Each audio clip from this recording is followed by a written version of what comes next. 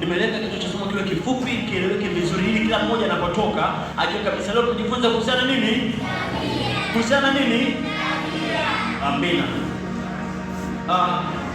Maana tabia ni mwenendo wa maisha ya mtu, jinsi vile mtu anavyoenenda katika kila jambo analolitenda, yaani namna anavyoishi na watu, namna anavyotembea, namna anavyoongea, namna anavyovaa na kadhalika.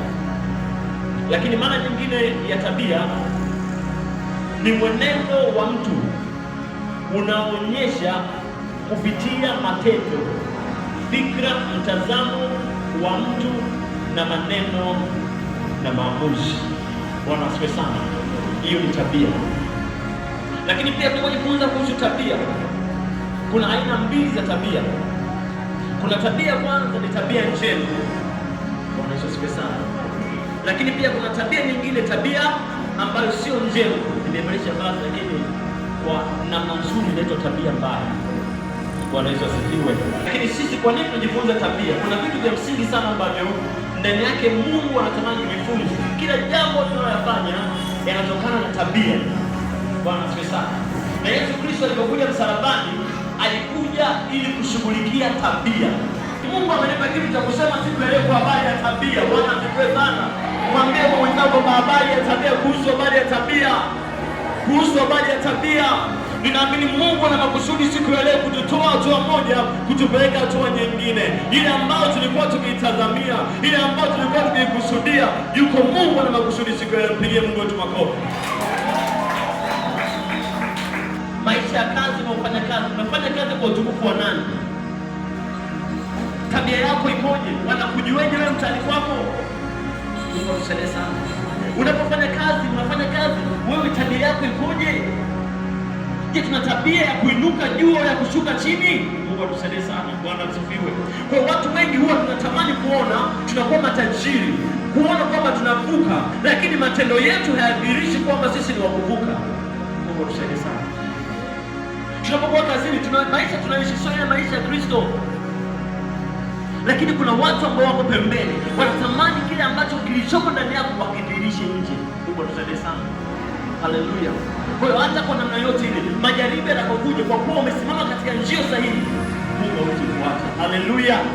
Bwana Yesu asifiwe. Kwa baba na mama tuna jukumu kubwa sana la kumshika Kristo ipasavyo. Kwa nini? Kwa sababu ili chemchemi njema ziweze kutoka ndani yetu, zipitie kwa watoto wetu, ili mambo yake vizuri kwa watoto wetu, inatakiwa sisi wenyewe tuwe safi.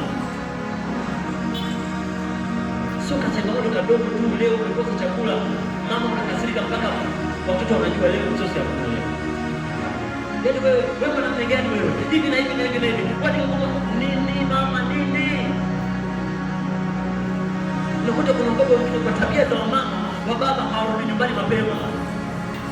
Yaani anaona bora tu azungezunge, tunampita machinjioni hapo, anaenda kumbila moto pale, anaenda kumbila moto pale, ndio mwingine hata ana hela, anazunguka kule kuangalia kwa sababu mshikaki pale. Anazunguka ili tu at least ifike saa 3 rudi nyumbani.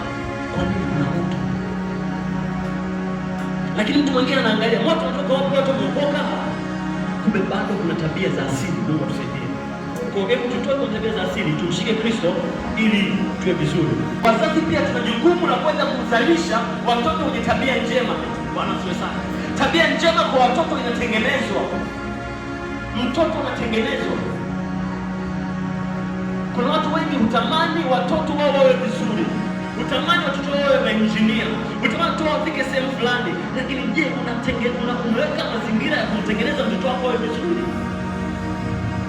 Je, Bwana anampa sadaka akiwa kanisani? Unampa nafasi gani mwanao? Kuna watu wako wengi kanisani, yaani baada ya kumpa mwanae nafasi, ameipa kazi nafasi. Hapo natamani mwanao awe vizuri. Kuna watu wanatamani wewe matajiri. Lakini je, uweka Bwana asifiwe. Sisi watu wa Mungu ni wepesi kupanga mipango ya mafanikio. Bwana asifiwe sana. Yaani wepesi kupanga tu mipango, tunapanga vizuri. Hebu angalia mipango yako uliyopanga mwaka mzima mpaka sasa hivi. imetimia, imetimia mwenyewe. Asilimia kubwa nakuta haijatimia. Kwa sababu gani? Huwa tunatamani kufikia mazuri, lakini tabia zetu haziendani na vile ambavyo tunavyovitamani. Unatamani kuwa mfanya biashara mzuri, ukipata pesa unatumia ndio Bwana utaleta.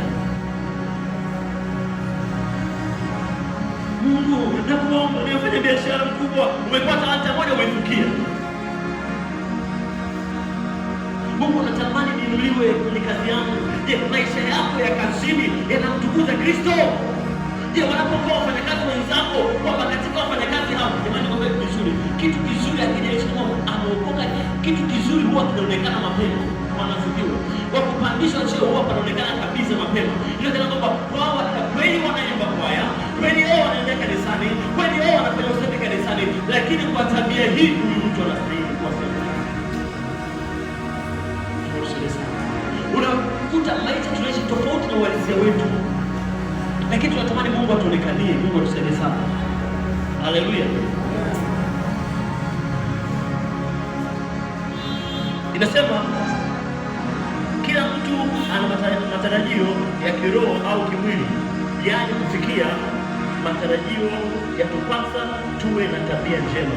Mungu anasema siku ya leo, kama ukifanya vyema, mambo yako hayatakuwa mazuri. Bwana asifiwe sana. Tunatamani kupata utajiri, lakini je, tumewekeza?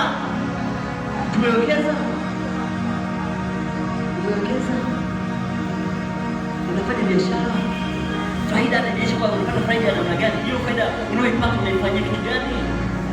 Bwana asifiwe sana. Familia tuungane pamoja, tumjue kwamba tunamtumikia ni nani. Bwana asifiwe sana. Na tutambua kwamba tunamtumikia ni nani, na tukabadilika ndani ya maisha yetu. Nikwambie, ibada yetu ni ibada ya kiroho. Lakini wengine sisi tunatamani kama mabadiliko yafanyike pale juu yako. Bwana asifiwe. Kwa sababu natambua kuna kitu. Siongee kwa sababu wazee hawa hapana. Kuna kitu ongea katika jamani, hapa kuna kitu. Lakini sasa hii kitu ili uweze kutambua inategemea umebeba tabia aina gani. Kwa hiyo tuungane pamoja kama kanisa, tuungane pamoja kwa watoto, tuungane pamoja kwa baba, kushikamana pamoja ili maisha yetu yabadilike, tukaone Kristo akionekana kwetu. Bwana asifiwe. Sisi ndio wa kupata magari njia. Naona kabisa, yaani naona seminars nyingi zinatoka, nyingi za kutoa. Bwana asifiwe sana. Lakini kumbe kitu cha kwanza ambacho tunashughulika nacho leo, tunashughulika na tabia. Bwana asifiwe sana. Inawezekana seminars zikatoka za kila namna, mhubiri akaja kuhubiri mpaka akaruka juu, lakini kama ndani yetu hapajatengenezwa tabia ikarekebishwa vizuri, semina zote ni kazi bure. Bwana asifiwe. Yaani ili unatamani kutoka kwa mtu, kila mmoja huwa anatamani kutoka kwa mtu. Niko naongea mtumishi Bwana pale gani? Anasema natamani mwanangu afanye vitu zaidi ya mimi. Ni matazamio yetu. Bwana asifiwe sana. Ni matazamio yao. Lakini kwenye matazamio hayo kuna viatu vidogo vidogo ambavyo ndio watu wifanye. Lazima tuwe na tabia iliyobadilishwa na Mungu. Bwana asifiwe sana. Ili sasa mtoto wetu anapitia kwenye zile tabia, akipitia katika zile tabia za kimungu, automatically tunakuwa na tofauti. Hajaji kwamba wewe mwanangu, wahi kanisani, wewe mwanangu, hivi na hivi. Anaangalia baba, mapema umejiandaa, umetoka unakuja kanisani. Mapema. Kwa mtoto wa kiume utamani kuishi kama baba. Bwana asifiwe sana. Mtoto kuishi kama baba yake, na huwa anajiamini sana kwa nani? Baba. Kwa hiyo kama baba anawahi kanisani, automatically anaangalia unawahi wapi? Mazungumzo yako unazungumza mazungumzo gani? Ya kushinda, ya kuvunja moyo, ya kukutia moyo, ya kuharibu. Kwa mtoto pia naye anatembea katika vile nyanja zile. Hata tunapokuwa shuleni kule, tunapoona watoto, tunafundisha watoto, tunaangalia tabia ya baba na mama kupitia nani?